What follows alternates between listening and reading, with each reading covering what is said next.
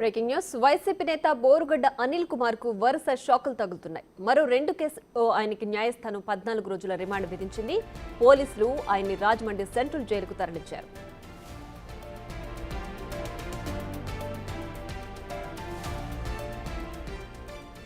ఎన్నికల సమయంలో తుళ్లూరులో అనిల్ పై 2 కేసులు నమోదయ్యాయి. ఫ్లయింగ్ స్క్వాడ్ పై దౌర్జన్యం, ఏఎస్ఐపై దాడి కేసు నమోదైంది. దీంతో పాటు దాబాలో పనిచేస్తున్న బీహార్ వ్యక్తులపై అనిల్ దాడి చేసినట్లు మరో కేసు కూడా ఫైల్ అయింది. ఈ 2 కేసుల్లో ఆయన పోలీసులు మంగళగిరి కోర్టులో హాజరుపరిచారు. విచారణ జరిపిన న్యాయస్థానం 14 రోజుల రిమాండ్ను విధించింది.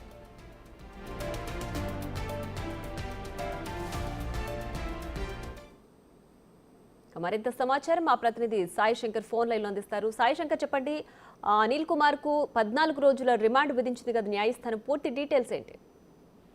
ప్రియా, బోరుగడ్డ అనిల్ కుమార్ కు సంబంధించి మరో 2 కేసుల్లో రిమాండ్ విధించడం జరిగింది. ఈరోజు తుళ్లూరుకి సంబంధించినటువంటి ఎన్నికల సమయంలో ఫ్లయింగ్ స్క్వాడ్ ఎవరైతే ఉంటారో అతని పైన దౌర్జన్యం చేయడంతో పాటు అక్కడ ఉన్నటువంటి ఏఎస్ఐ పైన దాడి చేసినటువంటి కేసు అప్పుడు బుక్ అవ్వడం జరిగింది. అయితే అప్పుడు దానికి సంబంధించినటువంటి అంశంలో పోలీసులు ముందుకు వెళ్ళినటువంటి పరిస్థితి లేదు. ఆ కేసుకు సంబంధించినటువంటి అంశంలో ఈ రోజు బోరుగడ్డ అనిల్ కుమార్ ని మంగళగిరి కోర్టులో హాజరుపరిచారు పోలీసులు. దాంతో పాటు ఆ సమయంలోనే ఒక దాబాలో పనిచేస్తున్నటువంటి బీహార్ కు సంబంధించినటువంటి వ్యక్తుల పైన కూడా అనిల్ కుమార్ దాడి చేయడం జరిగింది.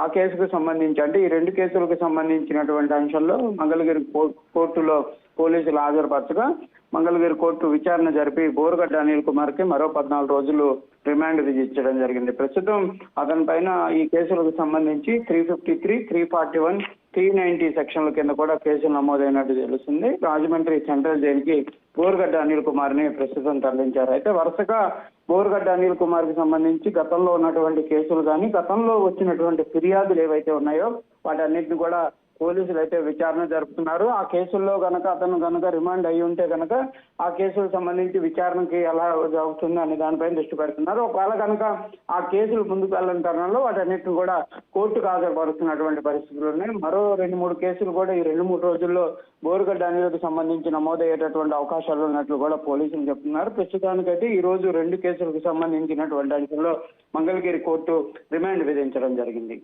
Right Sai Shankar, thanks for the updates.